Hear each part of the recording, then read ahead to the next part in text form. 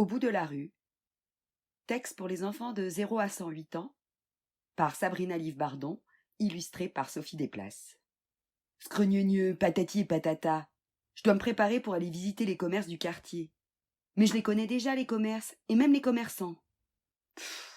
En plus, il fait froid. Je préférerais rester sous mes draps avec mon dragon dans les bras. Mais je n'ai pas mon mot à dire.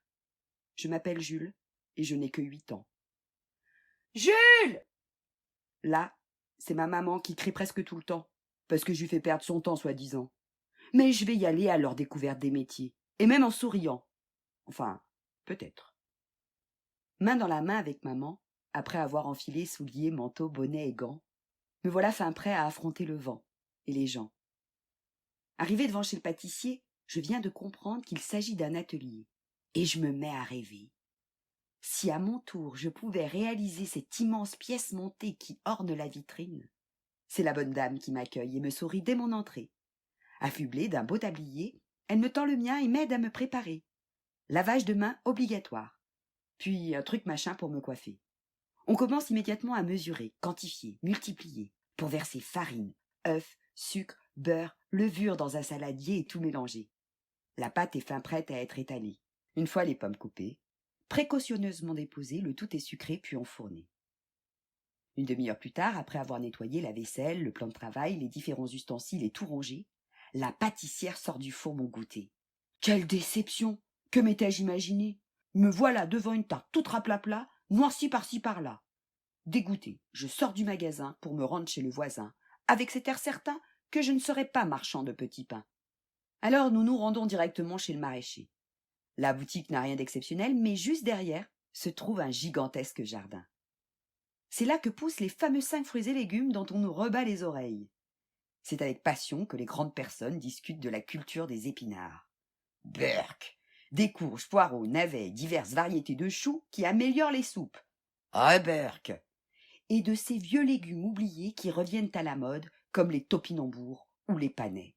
Est-ce que je veux savoir comment on travaille la terre? Est-ce que je veux créer mon propre poison? Eh bien non, non et renon. Je retourne dans la rue et j'attends assis sur le trottoir mes parents qui n'en finissent pas d'interroger le fabricant de bonne santé. Quand enfin ils se décident à cesser leur bavardage, nous entrons chez le réparateur de vélos. Papa et moi, on est comme des fous. C'est mieux qu'un magasin de jouets. Il y a un vrai atelier avec de vrais outils. Tournevis plat, tournevis cruciforme, tournevis pour le réglage du dérailleur, clé à laine, clé plate, clé à rayon, clé à pédale, clé carrée, clé à douille, clé pour plateau, démonte pédalier, démonte pneu, rustine, colle. Je les connais tous. Le mécanicien des 2 roues manipule le tout avec précision. Il monte, il démonte, il remonte, il règle, il ajuste. Une fois la réparation effectuée, il me demande si je veux essayer l'engin.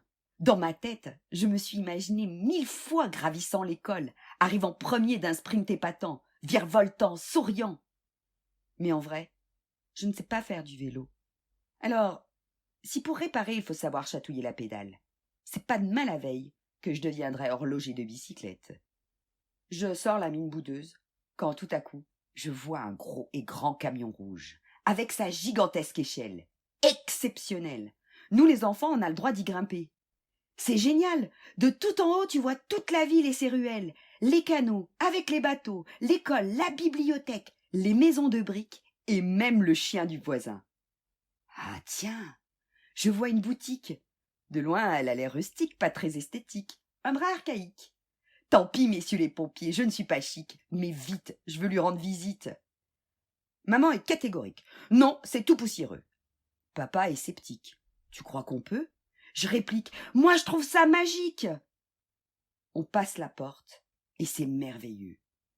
Tout est vieux, rien de gracieux, presque affreux, et pourtant si précieux. L'atelier ne ressemble à rien. Le désordre est roi.